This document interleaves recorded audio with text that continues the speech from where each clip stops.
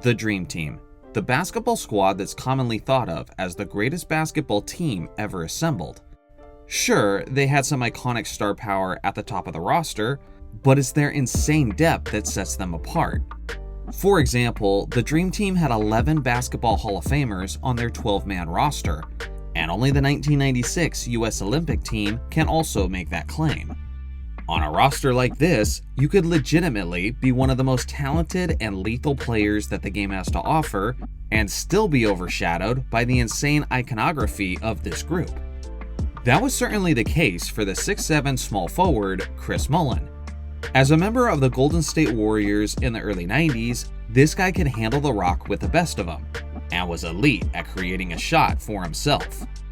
Although he's usually known for being one of the best perimeter shooters of his day, he was also one of the best finishers around the basket, as his layup package was silky smooth and was always under complete control.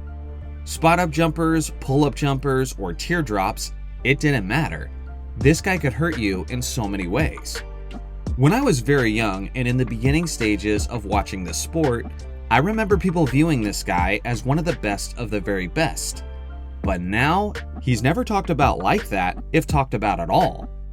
At the time Mullin was selected to represent the USA team, he was in the midst of 5 straight All-Star selections, and was having a career year where he was a legitimate MVP candidate, finishing 6th overall in that race, even ahead of players like Charles Barkley and Larry Bird. Even while he was on the Dream Team, he stood out as one of their best performers, as he was 4th on the team in scoring, 4th in assists, 5th in steals, and 1st in three-pointers made, and by a significant margin. He was never considered as an elite defensive player. But outside of that, there was almost no weaknesses to his game. During his peak, he was quite simply one of the best scorers in the entire league, as he averaged at least 25 points per game for 5 consecutive seasons, while shooting well above 50% from the field each year as a perimeter scoring threat. In many ways, this guy was the model of efficiency, like in terms of his three-point shooting. He was frequently among the league leaders in three-pointers attempted, and not only did he have a career average of 38.4% from distance, but in his prime, that efficient sniping reached some insane heights. Like in the 1992 to 1993 season, where he was hitting 45.1% of his three-point attempts. Later in his career as a role player for the contending Indiana Pacers, he would hit a jaw-dropping 46.5% of his three-point shots, while playing in every single game that season. His free throw shooting was also all-time great, as he shot 86.5% over the course of his career, but he also got as high as 93.9% in 1998, which is the 12th highest single-season average in the history of the NBA. Even the all-time great Steph Curry, who was widely recognized as the greatest shooter of all time, has never had a single season where he was that efficient from the free throw line. One of my favorite videos of all time on YouTube came from Chris Mullin's time with the Sacramento Kings as a special advisor in the early 2010s.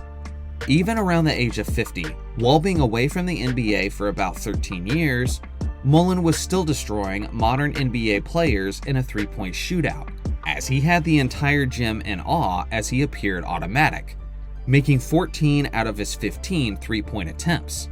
We might need to sign him to a little 10 day or something. But Mullin can shoot the cover of her. He's a Hall of Famer for a reason. To me, Mullin is the perfect example of a player who was held back by the era he played in. Because sure, he was a perennial All-Star and a Hall of Famer thanks to his career in the 90s. But with his remarkable skills that are suited for today's game, and with the inflation in three-pointers attempted, there is no question in my mind that he would be one of the best scorers and one of the highest paid players in the league if he played today. Yes, he never won a championship, but he was frequently leading his Warriors to NBA playoff berths. And then, as a member of the Indiana Pacers, he did make it to the NBA Finals in 2000, where they eventually lost in 6 games to the Shaq and Kobe Lakers. Regardless of the fact that he's ringless, I never saw him as the kind of player who was unable to achieve a ring because of some kind of weakness. but rather, he just rarely played on uber-talented teams with championship expectations. In that sense, it makes sense why his impressive career flies under the radar for so many people. So what do you guys think? Is there a player from the 1990s who is more underrated than Chris Mullin? I look forward to hearing your thoughts in the comments section below. Shout out to the members for supporting my channel, and thanks for watching as always. Make sure to like and subscribe for more basketball content, and I'll see you guys in the next video.